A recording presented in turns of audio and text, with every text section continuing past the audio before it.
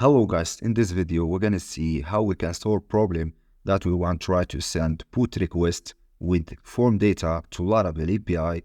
It return nothing. So first let's see the problem. I'm gonna send request using Postman. So it's simple. I just send a key, a value with the put request. And as you see, it's return nothing. So to solve this problem, we are not gonna change anything in endpoint or a Laravel API, but we're gonna change how we send the request.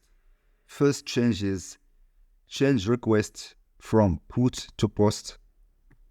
For the second change is send key value with the form data. For the key is dash method,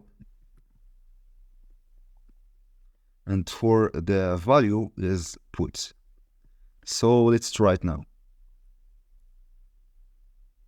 As you see, it's work. So guys, I hope this solution helped you, and don't forget subscribe and like.